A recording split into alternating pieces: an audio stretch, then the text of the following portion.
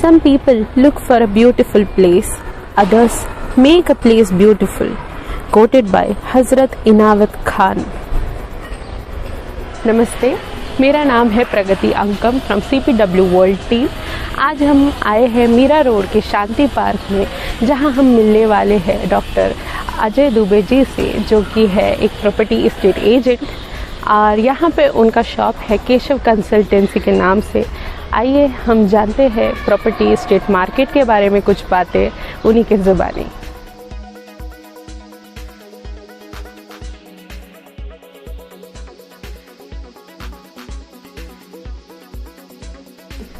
Hello Dubey ji. Hello ma'am. आपके बारे में हमें कुछ बताइए। मेरा नाम डॉक्टर अजय लक्ष्मीकांत दुबे है। मैं पिछले 30 वर्षों से रियल एस्टेट के बिजनेस में हूँ। मेरे फादर के टाइम पे ये फर्म चालू हुई थी, केशव एस्टेट कंसल्टेंट, जो हम इसको अभी तक जो है आगे बढ़ाते लेके आ रहे हैं। और दूसरा, मैं यहाँ पे एक हमारी एसोसिएशन है जिसमें 10 अलग अलग एसोसिएशन है। उस एसोसिएशन को मर्ज करके एक फेडरेशन बनाई हुई है, एक अम्ब्रेला बॉडी है। उस फेडरेशन का भी मैं चेयरमैन हूँ। और यहाँ पे हमारा निवास स्थान भी मेरा यही मीरा रोड में ही, हम लोग सॉलिटेयर में रहते हैं। और यही मेरा इंट्रोडक्शन है। ओके, तो आपका इस स्टेट एजेंसी के मार्केट में कैसे आना हुआ? मैंने पढ़ाई खत्म करने के बाद मेरे फादर का ये बिजनेस उन्होंने स्टार्ट किया था। इसके बाद मुझे भी ऐसा लगा कि यार मुझे भी रियल एस्टेट में आना चाहिए, क्योंकि उस समय जब मीरा रोड का एक डेवलपमेंट स्टार्ट हुआ था आज के 30 साल पहले, तो कुछ खास इतना नहीं था। लेकिन जिस तरीके से धीरे धीरे मार्केट खुल रही थी और डेवलपमेंट चालू हुआ, तो हम लोगों ने इसको मैं अपना प्रोफेशन बनाया। और आज मैं पिछले 30 सालों से इस फील्ड में काम कर रहा हूँ। और 360 डिग्री हमारा जो है काम चल रहा है, इसमें वॉइसर से लेके चर्च गेट तक कोई भी अगर ऐसा क्लाइंट है जिसको भी कोई फ्लैट की रिक्वायरमेंट होती है, रेंट की रिक्वायरमेंट होती है फ्लैट की, तो हम लोग उसको फुलफिल करके देते हैं। ओके, तो जब भी आपने ये शुरू किया ये बिजनेस, तो आपको कौन कौन से चैलेंजेस आए? चैलेंजेस तो बहुत सारे आए, और मार्केट का भी बहुत सारा उतार चढ़ाव रहा। और जैसे कि अभी इसमें बहुत सारे ऐसे रिसेशन भी हमने देखे हैं, कई 3-4 रिसेशन हमने देखे हैं। इसके बाद ऐसे बहुत सारे चैलेंजेस थे उस टाइम पे, जैसे कि मीरा भाईंदर में एक पानी की बहुत बड़ी समस्या थी। इसके बाद मच्छर की बड़ी समस्या थी। कंस्ट्रक्शन की क्वालिटी उतनी खास नहीं हुआ करती थी। यहाँ पे ट्रांसपोर्टेशन की प्रॉब्लम थी। यहाँ पे पब्लिक के लिए ऐसा कोई शॉपिंग मॉल या ऐसी कोई व्यवस्था उस समय नहीं थी, तो उस समय बड़ी दिक्कतें होती थी। हमारे जो भी क्लाइंट्स को हम लोग यहाँ स्कूल्स और मेडिकल कॉलेजेस, ये सब की बड़ी समस्या थी। लेकिन आज की तारीख में वो सारी चीज़ों को हम फेस करके अभी आए हैं। और अभी तो बहुत सारे ऐसे हमारे पास टूल्स हैं जो हम कस्टमर्स को जो हम दे सकते हैं, उनको प्रॉपर घर का विजिट करा सकते हैं। अच्छी कंस्ट्रक्शन, अच्छी प्रॉपर्टी हम उनको देते हैं।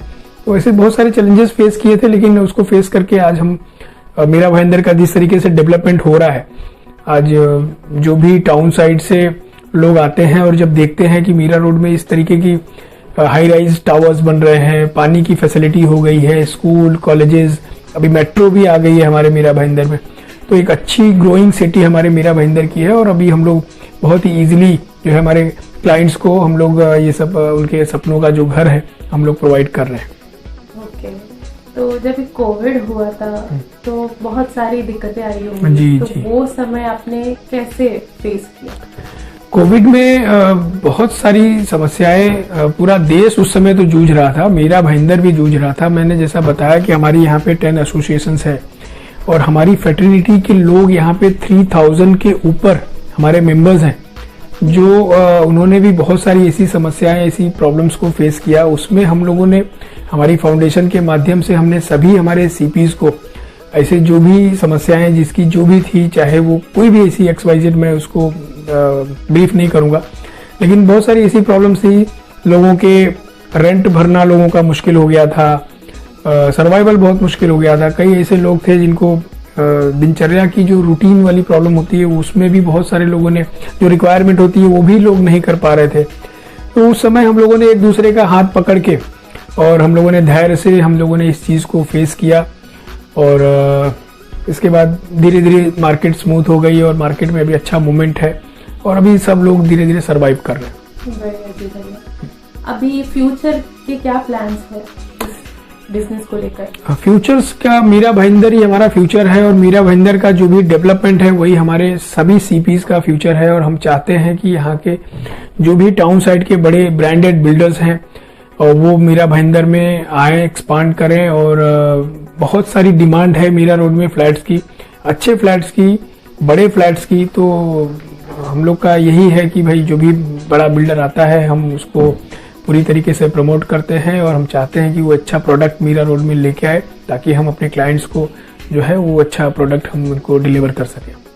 एक टर्म आपसे मैं अभी कॉन्स्टेंटली सुन रही हूँ जो नया है, सीपी मतलब क्या? सीपी का मैं थोड़ा सा डिस्क्राइब करूंगा कि हमारे प्रोफेशन को पहले जिसे हम रियल एस्टेट में हमको दलाल बोला जाता था, यार ये तो प्रॉपर्टी का दलाल है। धीरे धीरे वो ट्रेंड चेंज हुआ। इसके बाद हमने उसको एक नया नाम दिया ब्रोकर, रियल एस्टेट ब्रोकर।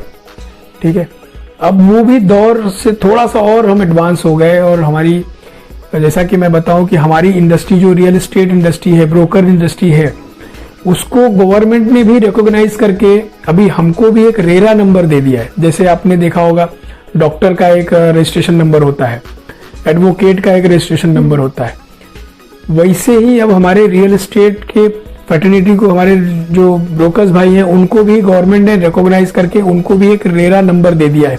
तो अभी हम भी जो है एक मार्केट के रिकॉग्नाइज्ड लोग हैं। हालांकि रियल एस्टेट से सबसे ज्यादा रेवेन्यू गवर्नमेंट को जाता है, लेकिन फिर भी इस फील्ड पे जो है गवर्नमेंट का ध्यान नहीं था। लेकिन फाइनली अभी जब से मोदी सरकार आई है और उन्होंने एक रेरा नंबर दे के हमको भी रिकॉग्नाइज किया है, हमारी इंडस्ट्री को किया है। और उसमें अभी हमारे जो भी बिल्डर्स हैं अभी हमको चैनल पार्टनर करके हमको बुलाते हैं। तो जैसे आपने बोला ना सीपी का मतलब क्या है, तो सीपी का मतलब है चैनल पार्टनर। जो पहले दलाल बोला जाता था या ब्रोकर बोला जाता था, अब हमको चैनल पार्टनर बोला जाता है। उसमें हमको और रिस्पेक्ट फील होती है और हम भी बिल्डर के साथ मिलके हमको काम करने में थोड़ा सा हमको और प्राउड फील होता है।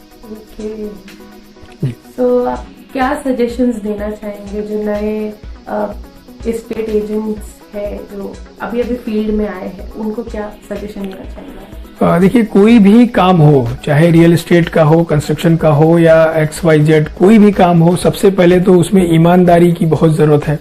आप लोग कोई भी, हमारे जो नए सीपीज आ रहे हैं हमारे फील्ड में, उनको हम यही बोलेंगे कि आप, ये हमारा जो बिजनेस है ना, वो एक सर्विस से रिलेटेड बिजनेस है। हमारे पास कोई भी क्लाइंट आता है, हम उनको सर्विस अच्छा देना चाहिए, अच्छा प्रोडक्ट देना चाहिए। और अपने बिजनेस को और एक्सपांड करने के लिए अभी जो चैलेंजेस हम फेस कर रहे थे कि क्लाइंट हमारे पास कैसे आए और हम क्लाइंट को कैसे, हम उसको क्लाइंट को हम लीड में जनरेट करें और हम उसको लीड को कन्वर्ट करके बिल्डर के यहाँ पे हमारी जो मजदूरी है हम ले। तो आज की तारीख में पहले जैसा हुआ करता था कि भाई हम ऑफिस खोल के बैठ जाते थे और क्लाइंट ऐसे ही रोड से चलता हुआ हमारा बोर्ड बैनर देख के और वो हमारे ऑफिस में आ जाता था और हम लोग उसको फ्लैट प्रोजेक्ट जो है दिखाते थे, विजिट कराते थे और हम उसको डील कन्वर्ट करते थे। लेकिन अब वो टाइम नहीं रहा। अब हर किसी को जो है ना, कोई भी क्लाइंट आता है तो सबसे पहले वो जाके सर्च इंजन पे जाता है। जैसे अभी हमारी फील्ड में अगर कोई प्रॉपर्टी सर्च करता है तो 99 एकड़ है, मैजिक ब्रिक है, housing.com है, ऐसे बहुत सारे पोर्टल हैं जो क्लाइंट अभी वहां पे जाता है, वहां पे प्रॉपर्टी को सर्च करता है और वहां पे अगर उसको कुछ पसंद आता है तो वो क्लाइंट को या ब्रोकर को या सीपीज को अप्रोच करता है कि भाई हमको ये प्रॉपर्टी आप दिखाओ। तो मैं कहना ये चाहता हूं कि आज की तारीख में डिजिटल का टाइम आ गया है। तो अभी हमको ऑफिस में बैठे बैठे क्लाइंट्स हमारे ऑफिस में नहीं आएंगे। तो हमारे जितने भी आने वाले सीपीज हैं या जो हमारे जैसे पुराने जो लोग हैं जो काम कर रहे हैं, उनको अपने आप को बहुत अपग्रेड करने की जरूरत है।